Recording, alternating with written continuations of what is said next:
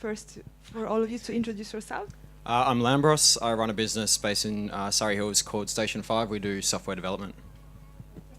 Hey, I'm Ryan. I'm a software engineer with Microsoft, and my role really involves helping our partners and customers build cool software.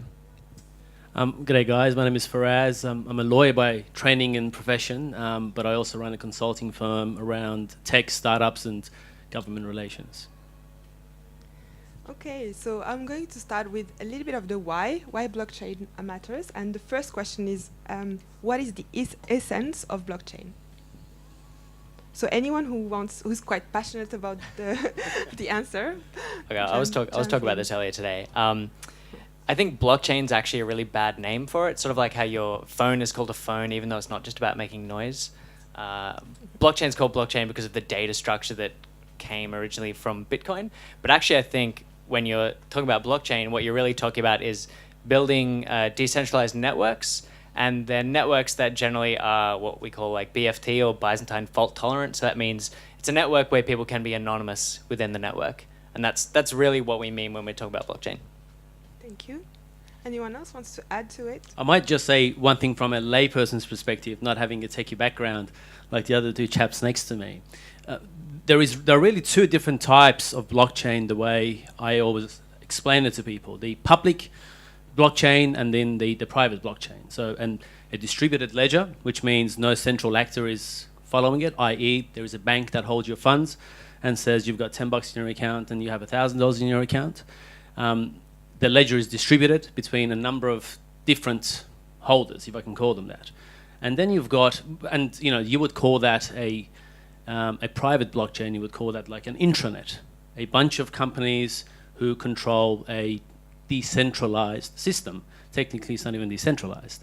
Then you've got the public blockchain, and the best examples, as everybody would know, would be Bitcoin or Ethereum, and that would be equivalent to the internet. Nobody owns it, nobody really operates it, but everybody can use it. So the internet and intranet, public and private. So just keep that in mind, because that's a very crucial difference that most people just skip over. I was actually aiming at a more simple explanation. So the next question is, how would you explain it to kids? I might start this one off because we've got two complex answers over here, so I'm going to have a crack and be third time lucky. Does everyone, it's an example I gave at a Women in Tech event, so hopefully it'll work again. Does anyone remember when they used to go to the news agency and you get like those ledger books, like the accounting ones with like the little cubes? A few people are like smiling and like, I haven't seen that in years, it's Excel now. And you know how you could lodge every single transaction that would happen in a business? So it could be, say, trade, so like buy or sell. Say someone could walk into your shop and they could buy a bar of Cadbury milk chocolate and you'd put it into the ledger. And the idea is that after a year, you'd have this book full of just lists of transactions. Yeah? The thing is, that's obviously centralized. That's for you only. That's for your business. Realistically, what blockchain is doing is it's keeping track of transactional data. So it's keeping track of transactions. But it works slightly differently. It's decentralized, which means we're all connected to it at the exact same time. So for instance, if Ryan and I wanted to make a transaction, because since we're all connected to it, we can trade between us, and I have, say, 100 Bitcoin. I probably wouldn't be on this stage if I had 100 Bitcoin. But if I had 100 Bitcoin and I'm talking to Ryan, and I say, Ryan, I'm going to give you 100 Bitcoin. Okay. Yeah, cool. He'd start off by being very happy. The second thing that would happen is everyone else who's connected to this blockchain, which would effectively be everyone in the room, would have to authorize that transaction and make sure they agree with that transaction, as in they're okay with that transaction, and it follows the rules and procedures of the Bitcoin network. You can't just turn around and say, I don't want that transaction to happen, therefore it wouldn't, but there are certain rules and everyone on the network verifies it. So if I said, I'm going to send Ryan 200 Bitcoin, but I've only got 100 Bitcoin, the idea is everyone else in the network would say, I'm not going to authorize that because you've only got 100. So how could you send 200 Bitcoin to Ryan? So the whole premise here is that it's a completely open, decentralized, distributed ledger, and everyone's connected to it, and everyone governs those rules. Those rules are predefined, but everyone's governing them. And it doesn't just have to be related to cryptocurrencies. It can be any form of transaction. It can be the movement of a diamond when it's first mined, all the way from the point of being mined, all the way through the process. And the idea is that everyone who's connected to that network has to make sure that every part of the process is in check. and no one can break those rules. I just wanted to say, I think the kid you're talking to is probably 18 or 19. Probably not like 8, yeah. Yeah. Anyone else wants to answer the kid's question? No? No. Okay. The next one is why the hype?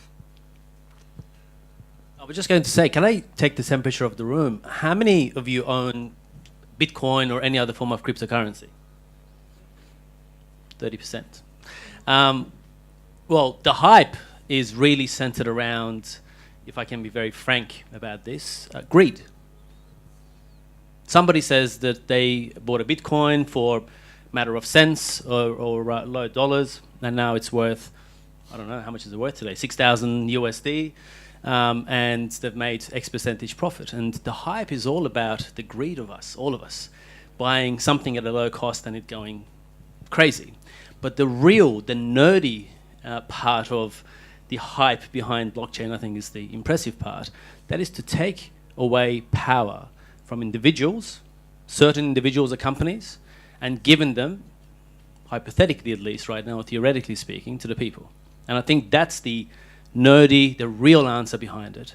i.e., there is not a central bank that can tell you how or how you can't deal with your money. And that it is as we've talked about, a distributed ledger that it's an open public arrangement that you can play with. And that's just the fintech aspect of it, but I'll leave the rest of it to... So it's a little bit like the Montessori Academy. So it's a school without a real teacher. That's right. And that's the management of a decentralized arrangement. I think we call it DAOs or DAOs, a decentralized autonomous organization. And it's very exciting. I've been working with a client in France recently.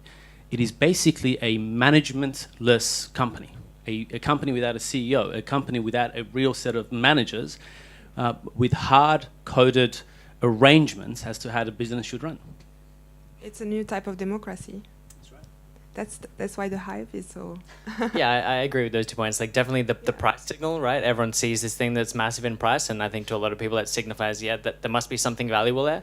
But I think, exactly as you said, people see this as an opportunity to form new ways of forming organizations. But it's I think, a little bit different to a democracy, because in a democracy, generally speaking, it's like one person, one vote. But in a kind of blockchain network, you actually get out what you put in. So the more I contribute to the network, the more my voice has weight within the network. And if I don't contribute, then I have no voice. Okay, thank you. The next question is, why is it so disruptive? You've probably kind of started to answer that, but why is it so disruptive? Yeah, actually, I don't think it's been very disruptive yet. I think the only big disruption I can think of is probably in the retail illegal drug market. Seriously.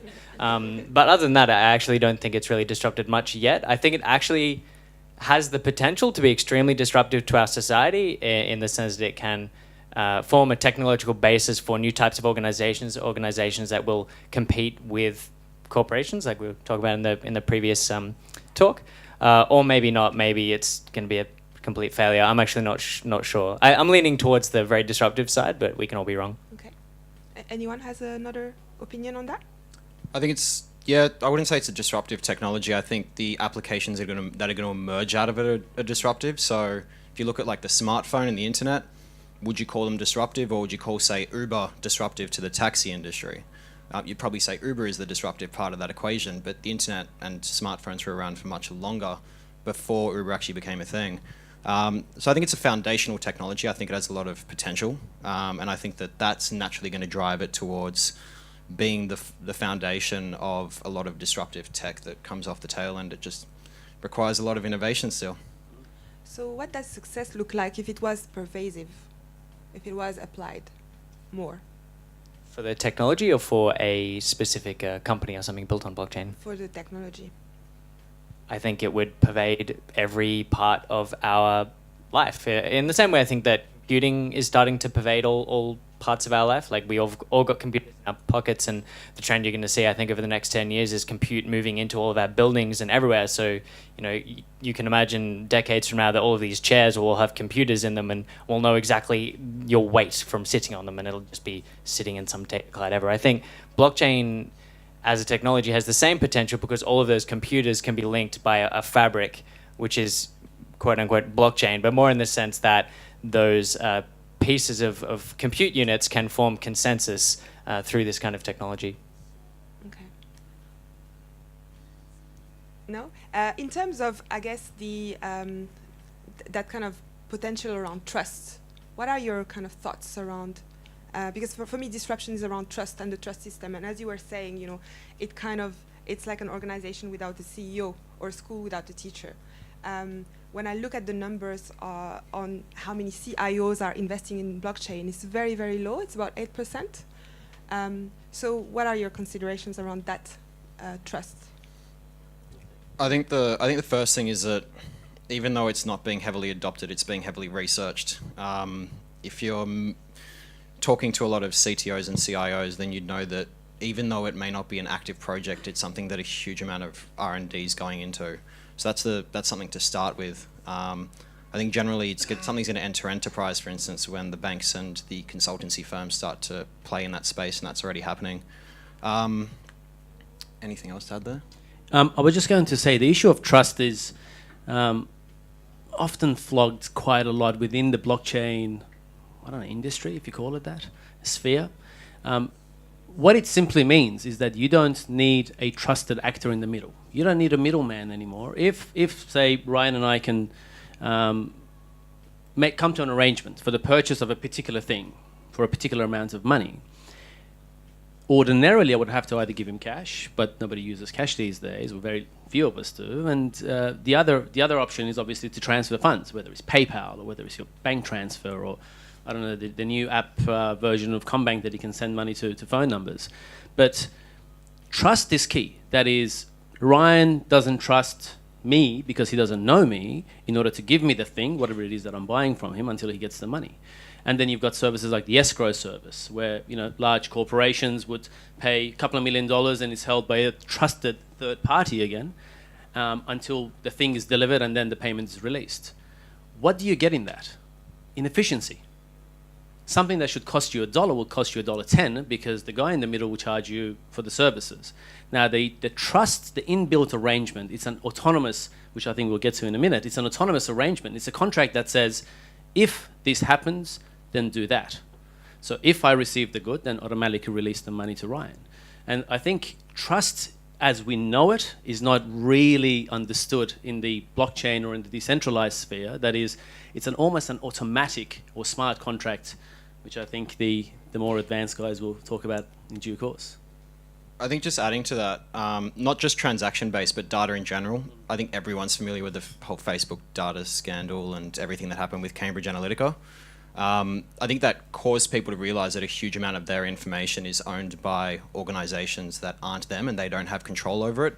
And that's naturally sparked kind of trust external to the transaction side of things, but just that idea that people are becoming less comfortable with this knowledge now, which was triggered by that, that other companies effectively own their data and can do whatever they want with it without your permission, or kind of your permission, but you didn't know that you agreed. So yeah. Thank you. In terms of the challenges, what are the main challenges with blockchain? Because I'm hearing a lot of positive benefits. I got a good small challenge. Adoption, but I think a challenge is that everybody wants in, but no one knows what to do. Yeah. Right. So everyone's got ideas, and most of them are really bad. And I'm not being mean or cruel. Like, I think it's just it's a technology that's not particularly well understood, and it's seen as a panacea for a lot of problems. Like, everybody has problems. A lot of businesses have problems. A lot of companies are trying to go through a digital transformation, and they think, how can I do this? Oh, maybe I need blockchain.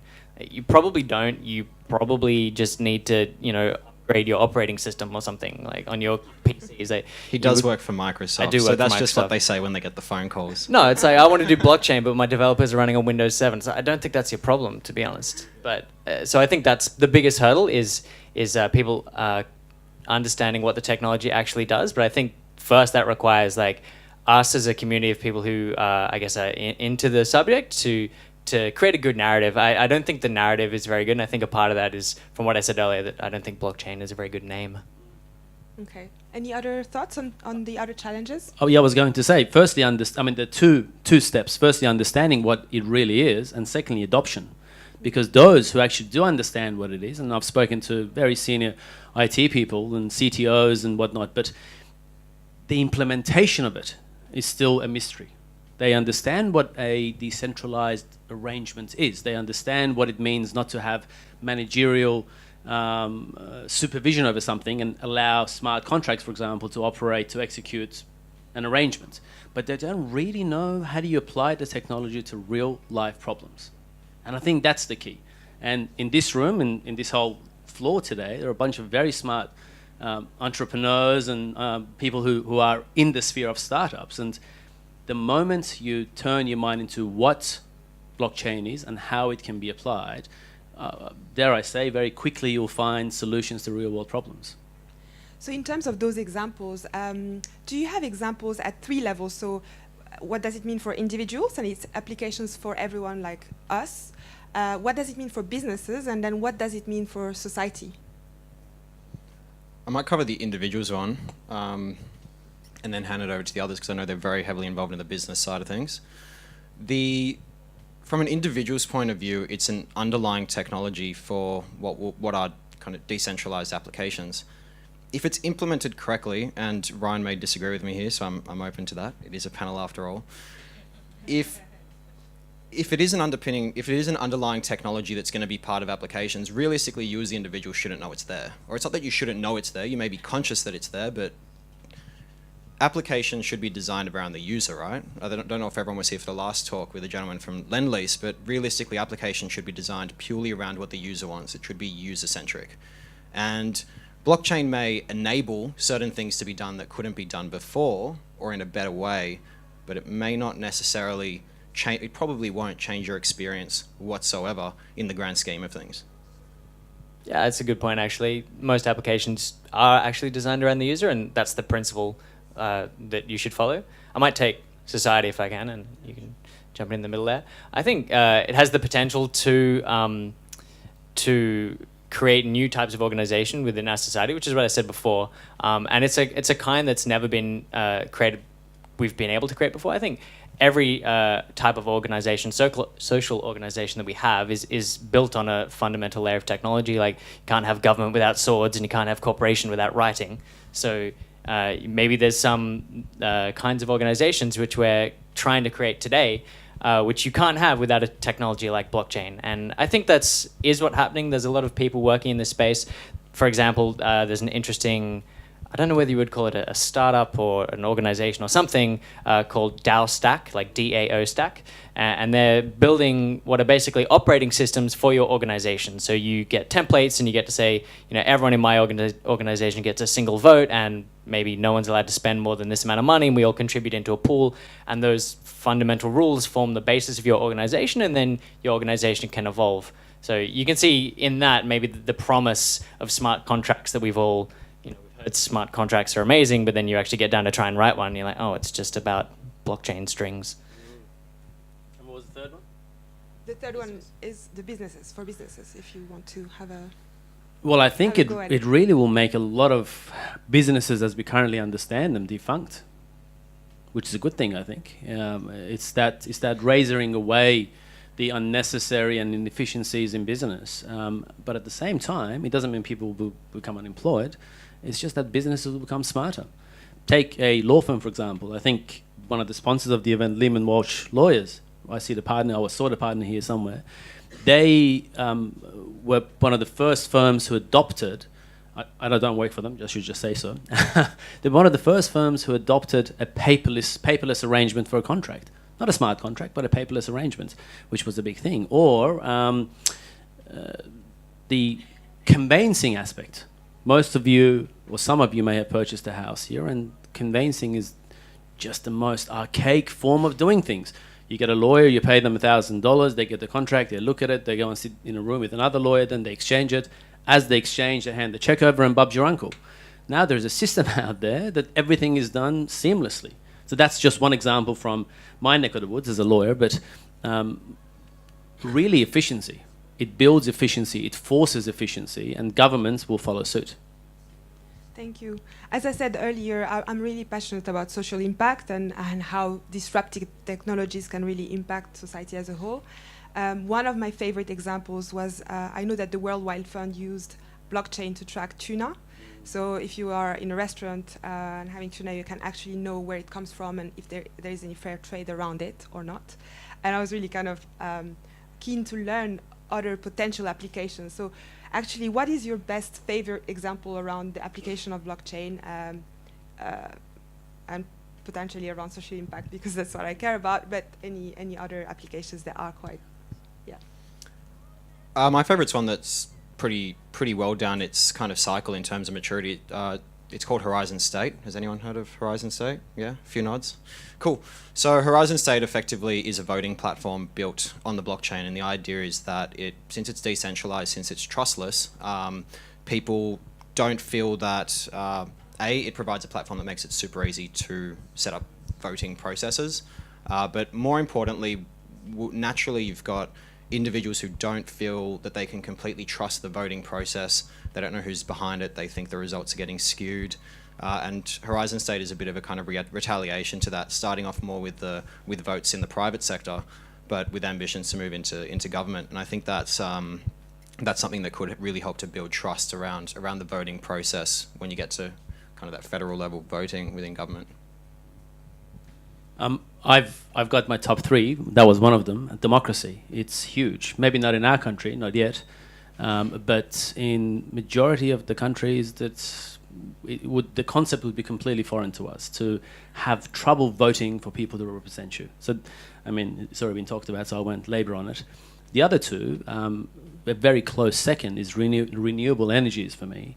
The power sharing scheme. I think there is a company in Perth called Power Ledger. Some of you may be familiar with them. Again, not a plug. I have no dealings with them. I don't have any of their coins. But I find the concept interesting, where solar panels and surplus power can then be held by you, and then shared with your neighbours through the network that they're building, a trustless, decentralized arrangement.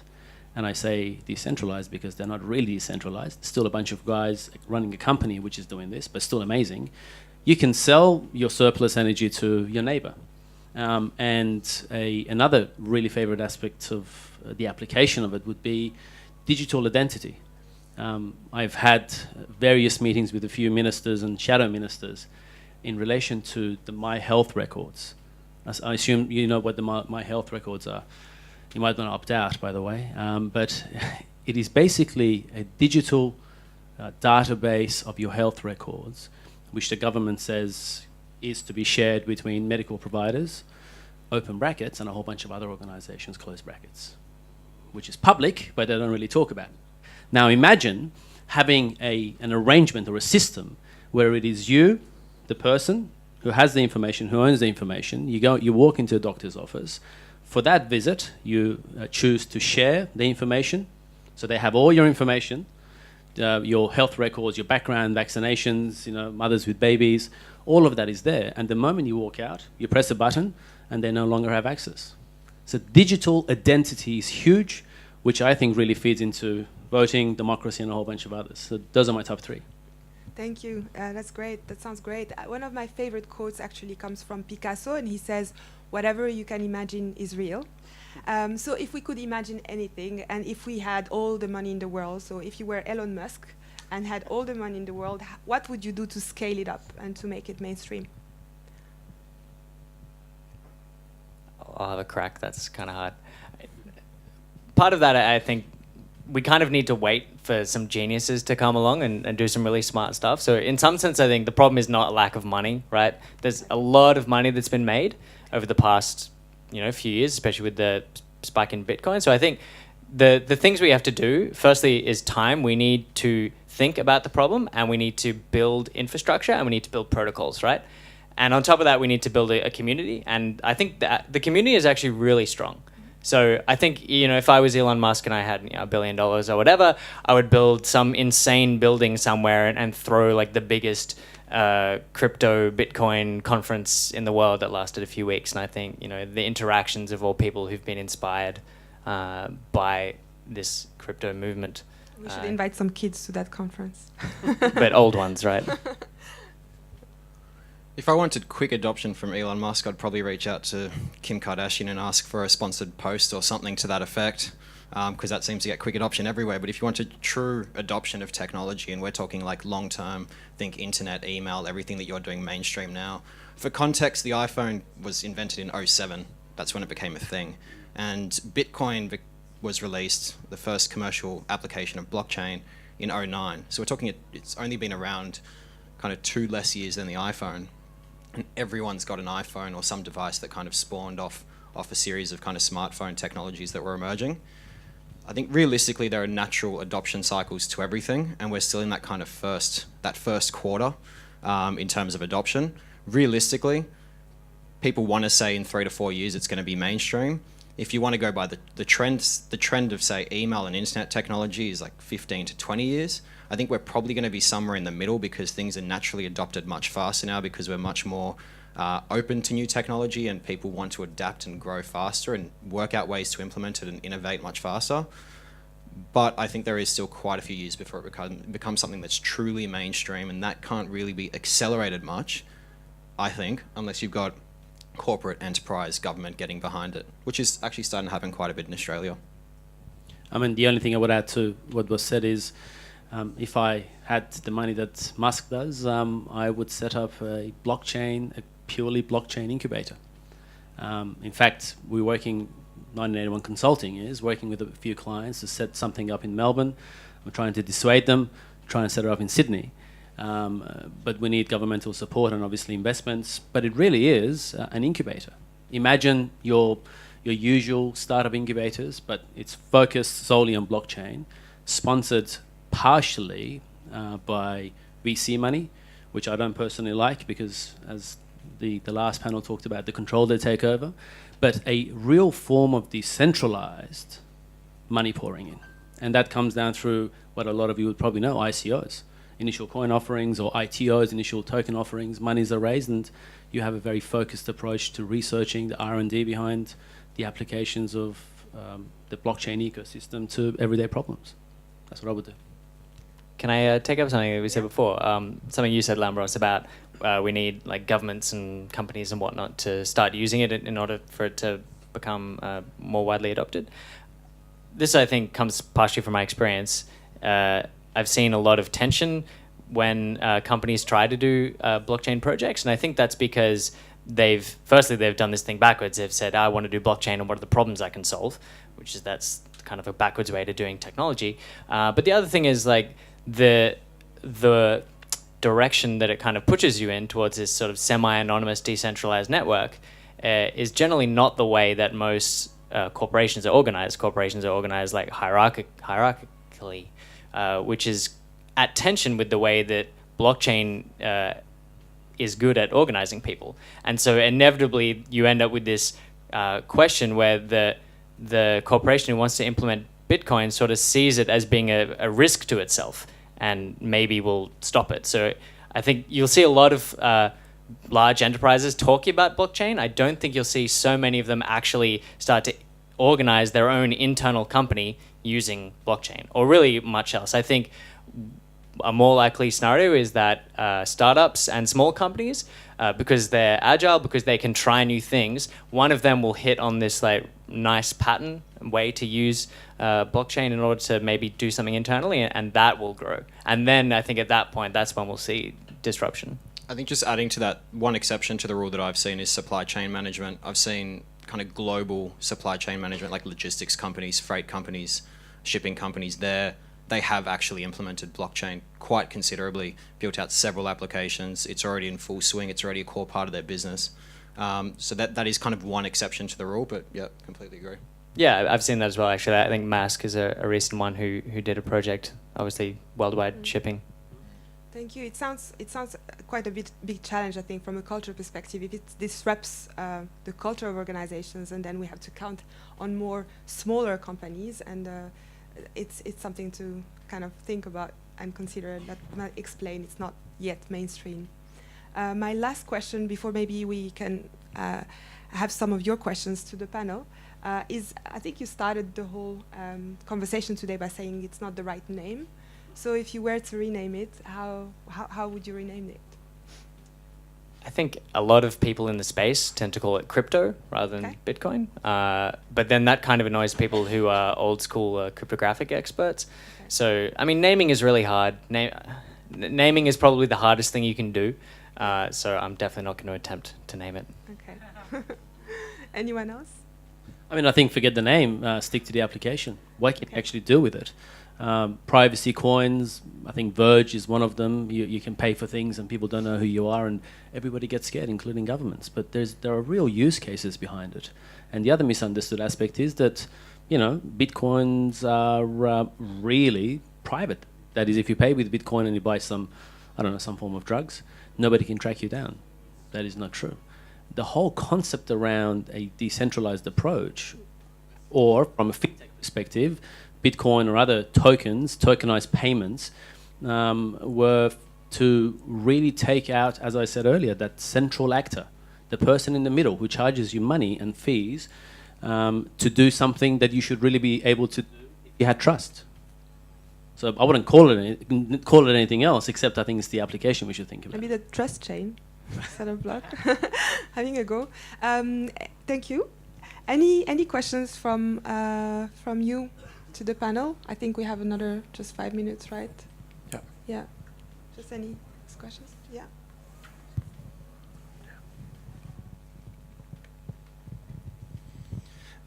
Firstly, thank you very much for everything. I've got a couple of questions. They should be relatively short. Ryan, I think you mentioned that a lot of companies kind of look at a possible solution and try and fit a problem to match that solution. The ASX appears to be playing around with blockchain to use it for their transactions within the stock exchange. I thought maybe if either of you guys have kind of rubbed shoulders with those guys, if you could give some detail on that. And also, the other question is technical challenges for a blockchain. The number one there being speed. I'm wondering if that's something that can actually be solved, or it's something where we need to change the way we look at data availability, so that if something takes 15 minutes to verify, do we need to be looking at things like eventually consistent models instead of I'm trying to think of time-based or real-time applications? Yeah, good question. I think the ASX one is interesting. I don't actually know anyone working on that project, but I think partially maybe the reason why they're doing that is because they can see that this technology is one that could disrupt that industry so much that it would make the ASX redundant, right? But because that's what the ASX is. The ASX is a trusted third party that makes sure that when I trade stock, everything goes down fairly, right? That kind of thing is the kind of thing you could implement as a purely smart contract-based blockchain system, and then the ASX would be redundant. And I think in that, you see the tension that I was talking about before, the tension between existing organizations that mostly exist as a trusted third party and with their own structure, and this new technology has the potential to totally change that, and then the existing one tries to use this new technology and hopefully will succeed. I mean, I hope they do succeed, and I hope they make a blockchain-based stock market. And your other question was Regarding technical challenges. Oh, technical challenges. Yeah, I mean, there's heaps. Speed's a big one, and so I think in that case you got to think about it at a protocol level. There are people working on Ethereum to try and make Ethereum faster with technology like sharding, and also proof of stake is a really big one that people may have heard of, which is basically moving away from this whole random cycles on your computer to form consensus with proof of work to a system where it's more based on the amount of money you can basically bet on something being true within the network, and that, from a game theoretical perspective, should make it stable. I think that's those two, proof of stake and speed, probably the two biggest at the moment. I don't know if you have. Yeah, so Ethereum network's slow as, which is probably what you're referring to. Bitcoin's even slower. Ethereum's doing sharding. That's due for launch in mid-2019, last I heard. There are other networks like EOS that are obviously trying to improve that. So I think speed I think it will be an issue of the past over the next kind of 6 to 12 months, and some networks are already overcoming those issues. The ASX issue is one of those things where not many people know who's working on it. I've personally been trying to scout around. I don't know if Faraz has anyone who he knows. He seems to know some interesting people. I just don't ask questions. But I haven't spoken to any of the developers on the project. I don't really know who they are. But it is one of those things where I would assume it's a very kind of close-knit circle, and they're trying to keep it as down pat. But that said, there's also a lot of talk about it overseas. Like during Blockchain Week in New York, a lot of people were talking about what the ASX is doing because they're getting a bit of world attention with other stock markets, trying to see the impact. It's kind of being treated like a bit of a dummy case for the rest of the world. So like fingers crossed it all goes well. But yeah. I mean, the only thing I would add to that, I can't really address your question, but the only thing I would add to that is time and again, we've passed the torch on from one centralized entity to another. Went from MySpace to Facebook to, I don't know, Google Plus or whatever else, whatever the chain of events were. What the decentralized arrangement, and I keep calling it that because blockchain, as we've already said, the name can be misleading, crypto is definitely misleading, but the decentralized arrangement simply takes out the old guard. And ASX is an old guard. And what they're doing, they're trying to protect the business model, I should say.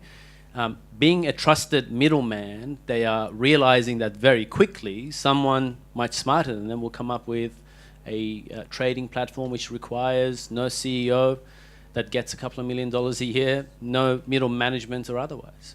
And that's why ASXs, Combanks, HSBCs of the world are investing in a decentralized system, but it's still centralized because there are a bunch of people, a company that's going to run it, continue to run it, I should say.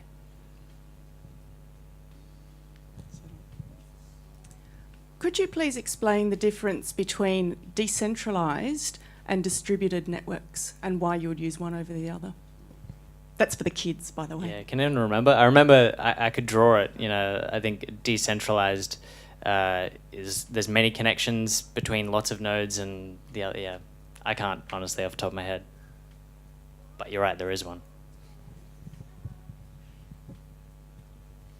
I think when we talk about, you may correct me here, it is one of those ones that just no one really talks too much about. I've never heard it asked. I think people generally, when they refer to decentralized, refer to the nature of the network and the way that the network's set up. When people talk about distributed, they're more talking about the data, which I know just seems really strange because blockchain is a data source, and naturally you'd think they're one and the same thing. When people talk about decentralized networks, so they're talking about the fact that you could have multiple nodes connected to a network that each contribute to the compute power of that network. So each mining or processing transactions or making sure those rules that I spoke about before are upheld. Whereas a distributed ledger is more referring to the fact that the data is distributed amongst that whole network. Sorry, random just chime in. It's also got to do with authority. So distributed, you can have a central authority, but data is distributed, you have a central authority, whereas decentralized kind of refers to the authority being decentralized as well. Yeah, in simple terms, decentralized means there is no core management. If I can put it in lay terms, I always try to put it in lay terms because when I'm sitting down with the minister who I won't name, he's got no idea what it is. And he's very fair about it. He's on TV saying, I don't understand what it actually really means. Decentralized, in layman's speak, is there is no core management. And distributed, as has already been said, there are copies of the same ledger. We all know what a ledger is. No? A ledger is literally a bunch of entries as to who owns what and how much. Basically a set of data. That's a very simple fintech answer to it. But a ledger is a distributed ledger is number of copies on multiple machines around the world. That if I want to commit fraud and change one on this machine, the rest of it will pick me up and say, well, hang on a second, Faraz, you are doing something naughty. Just over here.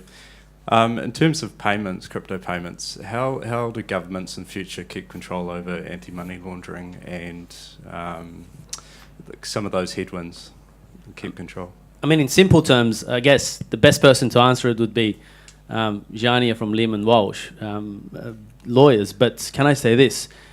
AML, anti-money laundering, and the anti-terrorism financing provisions around the world are built for a particular purpose. What they were not built for or designed for or written for, and this is a very lawyerly answer, was to stop the emancipation of or access to finance. The difficulty is most people, politicians especially, misunderstand this concept of a distributed ledger and or Bitcoin. Let's just call it Bitcoin because everybody says Bitcoin. Bitcoin is not really anonymous. The point is you can still track who owned that portion or that whole Bitcoin and passed it on to who. And all you need to do is comb the ledger, and there are companies who are doing it. But how do we get around it is by regulation, regulating how an exchange, the way it works for people who don't know, there are exchanges. You sign up to an exchange, you put in your details, driver's license number, your bank record, you link it up. As long as your bank record is in the same name as your registration in an exchange, you can put cash in, fiat currency, and buy a particular coin. And there are thousands of exchanges around the world which you can, for example, if you buy Bitcoin, you use Bitcoin to buy other coins, other tokens. The only way governments can start preventing people from doing it is through the regulation. But the problem is regulation is a chokehold. And that's the difficulty with the current AML and the anti-terrorism financing legislation, which are designed to do great things and to protect all of us. They're crucial. But they don't dovetail nicely with the current technology that we're talking about. That's the short answer. The long answer is a 3-hour meeting that I've had with various people. But everyone is hungry. Yes. Thank you, guys. Thanks.